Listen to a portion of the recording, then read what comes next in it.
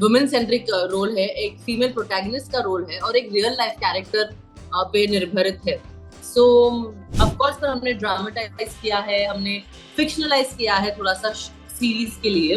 पर जब मैं उनको मिली तो बहुत अच्छा लगा, क्योंकि एक अलग ही फीलिंग होती है जब आप एक रियल कैरेक्टर को सामने देखते हो और आप पर्दे के पीछे उनको ही निभा रहे हो। Welcome to the Express Group. Thank you very much. आपसे जानना चाहेंगे कि सबसे पहले तो आपके इस रोल के बारे में जानना चाहेंगे कि क्या एग्जैक्टली ये रोल आपने क्यों चुना? ड्रीम रोल, मतलब ये एक रोल है जो एक ड्रीम कम ट्रू रोल होता है, जहाँ एक अभिनेत्री को बहुत सारे लेयर्स है जो दर्शाने का मौका मिल रहा है। एक वुमेन सेंट्रिक रोल है, एक फीमेल प्रोटैगनिस्ट का रोल है और एक रियल लाइफ कैरेक्टर पे निर्भरित है। So once in a lifetime ऐसा रोल आता है आपके पास, तो मुझे मिला and I just grab the opportunity. Performance की बात की जाए तो मतलब आपका परफॉर्मेंस बहुत सराहा जा रहा है और लोगों को काफी पसंद आ रहा है। इनफैक्ट मेरी भी और कजन्स लोग ने देखा है तो कहा कि मतलब कि आप ब्रिलियंट हैं इस सीरीज में। कैसा लगता है आपको जब ऐसे सब कमेंट्स मिलते हैं आपको? तो ऑफ कोर्स अच्छा लगता है। जब आपके काम की तारीफ इतनी होती है और मतलब कि आपको एक ड्रीम रोल मिलता है आपको, तो आपको मतलब किस तरह का मतलब कि एक्साइटमेंट रहता है या किस तरह का आप फील करती हैं, वो बारे में पूछ रहा हूँ। जब मैंने सारे रिव्यूज पढ़े, जब ये शो रिलीज हुआ और मैंने सारे रिव्यूज पढ़े, तो मुझे बहुत खुशी हुई, क्योंकि मैंने ऐसी चीजें मेरे बारे में पढ़ी जो मैंने कभी इतने सालों में एक्सपीरियंस नहीं की है। तो मतलब करिश्मा तन्ना हैज अराइव्ड, 15 साल 16 साल के बाद Karishma got the chance to act in such a beautiful series. ये सब जब मैं सुनती हूँ, her acting is outstanding, she gripped the role, ऐसा सब जो मुझे सुनने को मिलता है, उससे बहुत अच्छा लगता है अभिनेत्री को। जब आप मेहनत करते हो और वो मेहनत जब फल लाती है तो आपको बहुत अच्छा लगता है। तो अभी 4-5 दिन ही हुए हैं स्कूप को, और मैसेजेस पे मैसेजेस आ रहे हैं फ्रॉम द इंडस्ट्री, फैमिली से, रिलेटिव से, फ्रेंड्स से।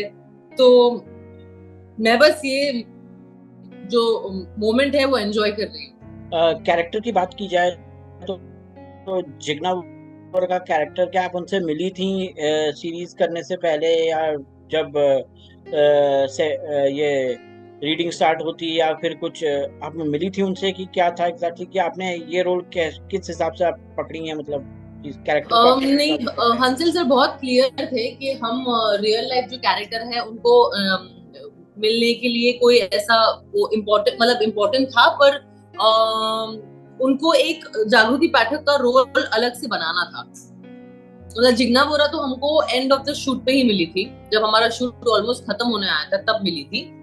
ये जो स्टोरी है वो इंस्पायर्ड है ये बुक से। जिग्ना वोरा की जो बुक है बिहाइंड बार्स इन बाइकला, वो उस पे से इंस्पायर्ड है।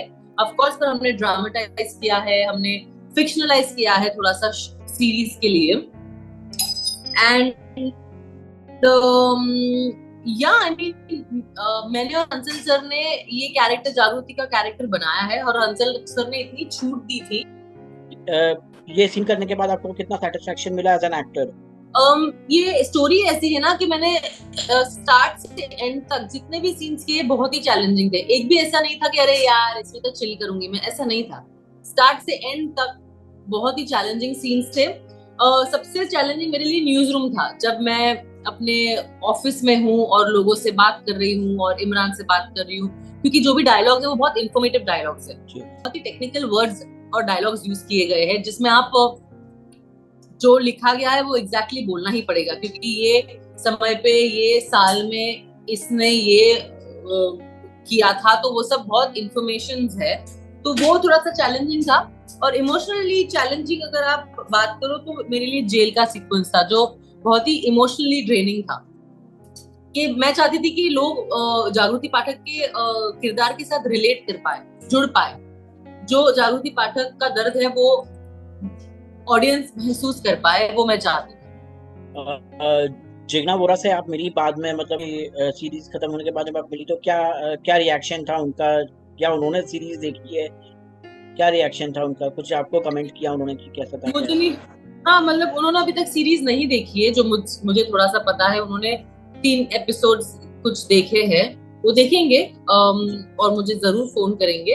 पर जब मैं उनको मिली तो बहुत अच्छा लगा, क्योंकि एक अलग ही फीलिंग होती है जब आप एक रियल कैरेक्टर को सामने देखते हो और आप पर्दे के पीछे उनको ही निभा रहे हो। तो मतलब लाइव कैरेक्टर खड़ा है मेरे सामने और मैं एक्टिंग कर रही हूँ वही कैरेक्टर के लिए। तो थोड़ा सा डिफरेंट था, थोड़ा सा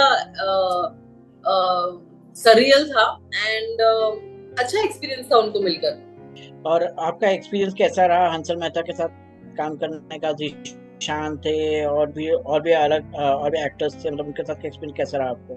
बहुत अच्छा था एक्सपीरियंस। पहली बार मैं हंसल सर के साथ, जीशान के साथ, हरमन के साथ एक्टिंग कर रही थी, तो थोड़ी सी नर्वस थी ऑफ कोर्स, क्योंकि इतना अच्छा कैरेक्टर है, इतना जो स्कूप का कंटेंट है वो बहुत ही इंटेंस है। तो नर्वस थी स्टार्टिंग में, पर सर इतने हंसमुख किस्म के इंसान है, सर इतने फ्रेंडली है हम सबके साथ कि हमको वो जो स्ट्रेस होता है, जो वो नर्वसनेस होती है, वो आने ही नहीं देते थे सर। मतलब सब कुछ एकदम लाइट और फ्रेंडली रखते थे सेट पर। ओके, ड्रीम रोल की बात की जाए तो आपको क्या लगता है आपका ड्रीम रोल है, मतलब कि क्या कह सकते हो उसको? तो मैंने एक्सपेक्ट किया था उससे कहीं ज्यादा है, तो ड्रीम रोल ही है मेरे लिए। Okay okay. आपसे और भी जानना चाहेंगे कि मतलब इसके बाद आप क्या किस तरह का रोल करना चाहती हैं, मतलब कि इसके बाद एज एन एक्टर आप और क्या चाहती हैं कि आपको किस तरह का रोल मिले? मैं चाहती हूँ कि एक चैलेंजिंग ही रोल मिले और मैं अपने फैंस को सरप्राइज करती रहूं,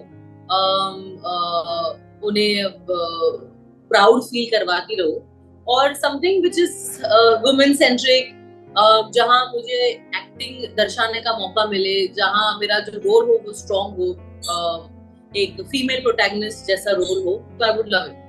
ओटीटी की बात की जाए अगर, तो मतलब ओटीटी में जो है काफ़ी सारे अपॉर्चुनिटीज़ मिलती हैं यंग एक्टर्स को भी, और आप जैसा एक्टर्स को भी, जितना मतलब कि हमने कई सालों से आपको इतना देखा नहीं था, तो मतलब एक आपको भी अपॉर्चुनिटी मिली कि आपने इतना अच्छा काम किया इसमें।